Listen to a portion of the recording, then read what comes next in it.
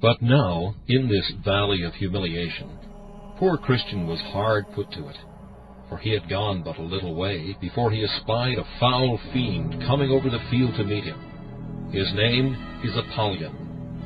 Then did Christian begin to be afraid, and to cast in his mind whether to go back or to stand his ground. But he considered again that he had no armor for his back, and therefore thought that to turn the back to him might give him the greater advantage with ease to pierce him with his darts. Therefore he resolved to venture and stand his ground.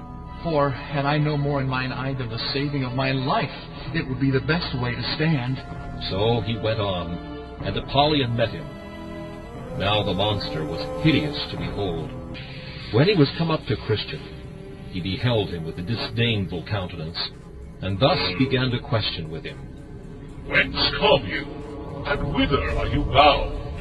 I am come from the city of destruction, which is the place of all evil, and am going to the city of Zion.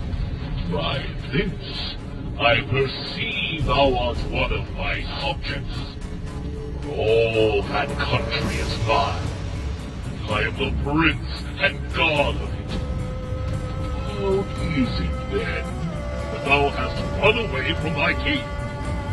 Were it not that I hope thou mayest do me more service, I will strike thee now at one blow to the ground. I was born, indeed, in your dominions, but your service was hard, and your wages such as a man could not live on. For the wages of sin is death.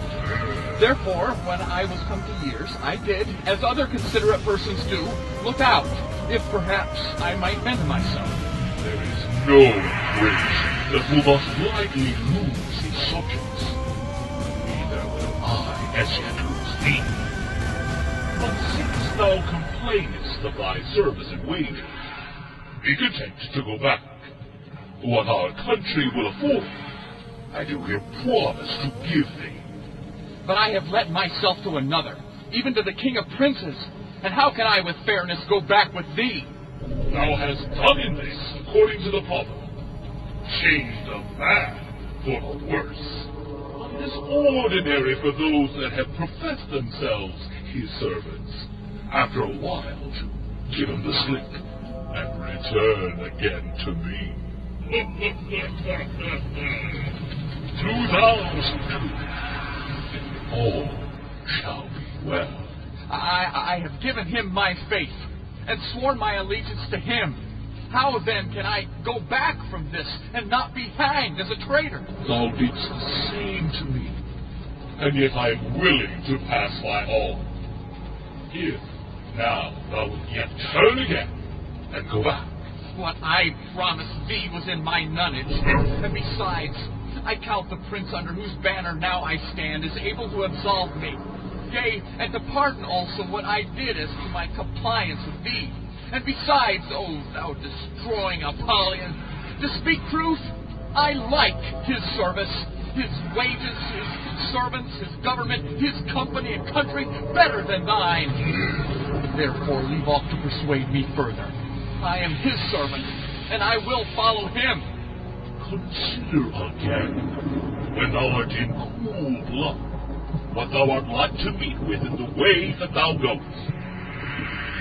Thou knowest that for the most part his servants come to an ill end, because they are transgressors against me and my ways. How many of them have been put to shameful death? And besides, thou countest his service better than mine, whereas he never came yet from the place where he is to deliver any that served him out of their hands. But as for me, how many times, as all the world very well knows, have robbed their living, either by power, fraud. Those that faithfully served me from him and his were taken by them. And so I will deliver thee. His forbearing at present to deliver them is on purpose, to try their love, whether they will cleave to him to the end. And as for the ill end thou sayest they come to, that is most glorious in their account. For present deliverance they do not much expect it, for they stay for their glory. and then they shall have it when their prince comes in his, and the glory of the angels. Thou hast already been unfaithful in thy service to him. And how dost thou think to receive wages of him? Wherein, O Apollyon, have I been unfaithful to him? Thou didst faint at first setting out, when thou wast almost choked in the gulf of despair. Thou didst attempt through all ways to be rid of thy burden, whereas thou shouldst have stayed till thy prince had taken it off. Thou didst sinfully sleep and lose thy choice thing. Thou wast also almost persuaded to go back at the sight of the lions. And when thou talkest of thy journey, and of what thou hast heard and seen, thou art inwardly desirous of vainglory in all that thou sayest or doest. All this is true, and much more which thou hast left out. But the prince whom I serve and honor is merciful, and ready to forgive. But besides, these infirmities possessed me in thy country, for there I sucked them in, and I have groaned under them, been sorry for them, and have obtained pardon of my prince. Even enemies of this prince, I hate his person, his laws and people. Come out on purpose to withstand me. Apollyon, beware what you do, for I am in the king's highway, the way of holiness. Therefore take heed to yourself. Then Apollyon straddled quite over the whole breadth of the way and said, I am void of fear in this matter. Prepare us to die. For I swear by the infernal death that thou shalt go no further. Here will I spill thy soul. and with that he threw a flaming dart at his breast. But Christian had a shield in his hand, with which he caught it, and so prevented the danger of that. Then did Christian draw, for he saw that it was time to bestir him.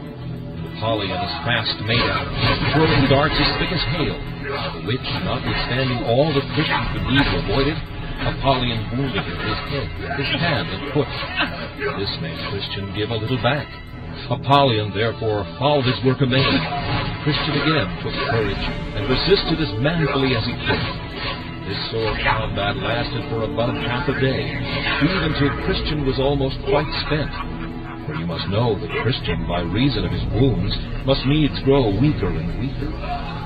Then Apollyon, spying his opportunity, began to gather up close to Christian, and wrestling with him, gave him a dreadful fall.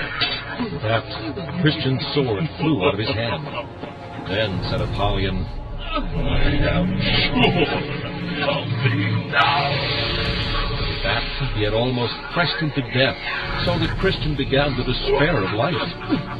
But as God was with him, while Apollyon was fetching at his last blow, thereby to make a full end of this good man, Christian nimbly stretched out his hand for his sword, and caught it, saying, Rejoice not against me, O mine enemy.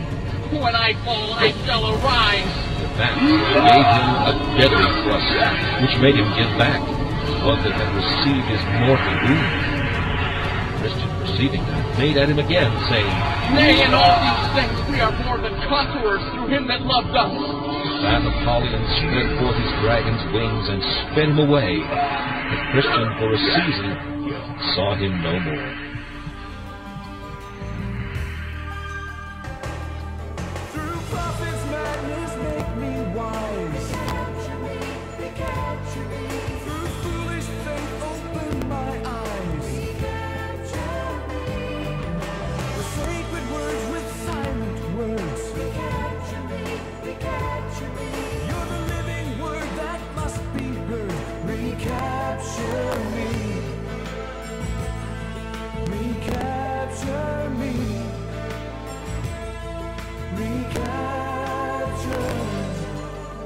Recapture me.